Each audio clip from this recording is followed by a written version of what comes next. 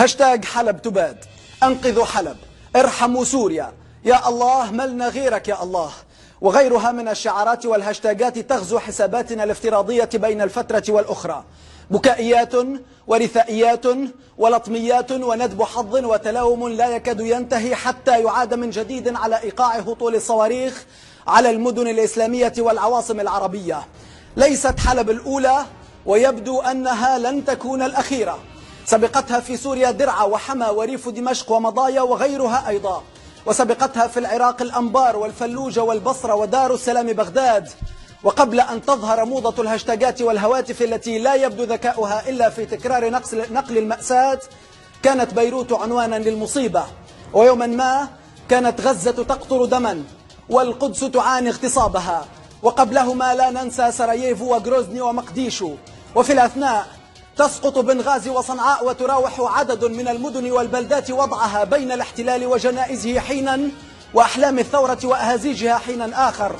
ماذا أصاب العرب؟ وماذا حل بالمسلمين؟ هل من مجيب؟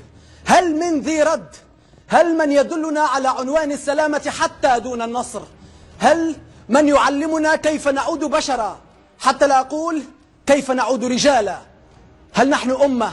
هل نستحق حتى مجرد الاعتراف بنا أجساما من حقها العيش دون حق النصر على أرضها التاريخية على كوكب الأرض؟ هل وصل بنا الحال أن نستجدي حق الحياة يا أمة؟ أهذه أمة المليار أم هذه خير أمة أخرجت للناس؟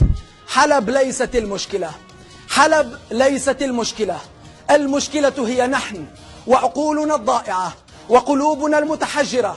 متى وجدنا الحق واتبعناه عدنا نعد بين الأقوام والأمم، أما هكذا فما نحن إلا أرضية يلعب عليها الكبار، وما دماؤنا إلا ضريبة على وجودنا، وما حياتنا إلا مزية من عدونا. قال الله: اهدنا الصراط المستقيم، فقرأها المسلمون: اهدنا صراط الخسران وقتل بعضنا بعضا وشدة بأسنا على بعض. أيها المسلمون، أيها العرب، استهدوا بصدق حتى تهتدوا حقا.